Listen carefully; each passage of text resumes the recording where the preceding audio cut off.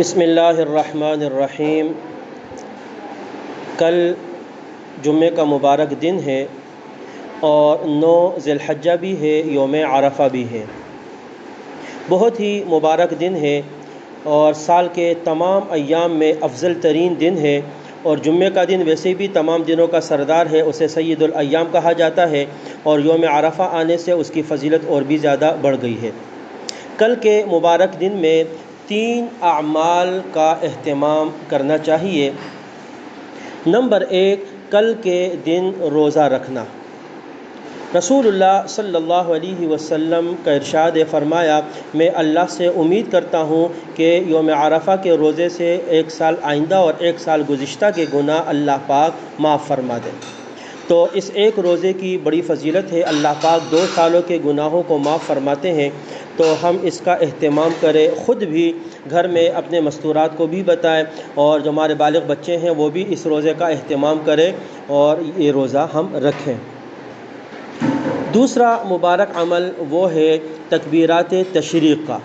کل فجر کی نماز کے بعد سے تکبیرات تشریق شروع ہو جائیں گی۔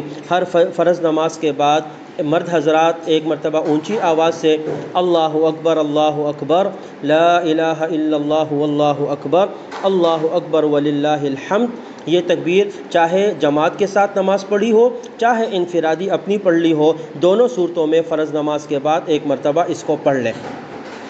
اسی طرح مستورات گھر میں جب نماز پڑھ لیں تو فرض نماز کی ادائیگی کے بعد اپنے گھر میں پست آواز کے ساتھ یہ تکبیرات تشریق ادا کریں۔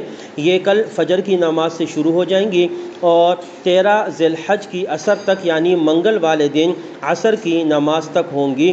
یہ ایام تشریق کہلاتے ہیں، جن میں ہر فرض نماز کے بعد ایک مرتبہ تکبیرات تشریق ادا کرنا واجب ہے۔ تیسرا جو مبارک عمل ہے وہ ہے یوم عرفہ کی دعا۔ ترمذی شریف کی روایت ہے، حضرت عبداللہ بن عمرو بن العاص رضی اللہ تعالی عنہ رسول اللہ صلی اللہ علیہ وسلم کا ارشاد نقل فرماتے ہیں کہ آپ نے فرمایا، خیر ما قلت انا والنبیون من قبلی، یوم عرفہ کی بہترین دعا جو میں نے بھی مانگی اور مجھ سے پہلے انبیاء بھی اس کو مانگتے رہے، لا الہ الا اللہ وحدہ لا شریک لہ، لہ الملک ولہ الحمد وہو علی کل شیء قدیر۔ چوتھا کلمہ ہے، بس تھوڑے سے کلمات کے فرق کے ساتھ ہے، تو کل کے دن میں اس کا بھی اہتمام کریں، اور جب جب ہمیں موقع ملے ہم اس کو دہراتے رہیں، اس کو پڑھتے رہیں، اللہ پاک سے خیر کی دعائیں طلب کرتے رہیں۔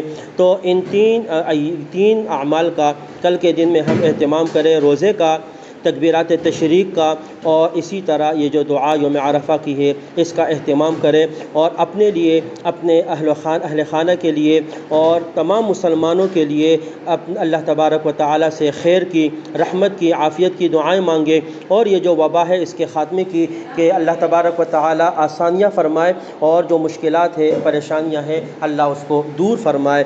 وآخر دعوانا ان الحمد للہ رب العالمین۔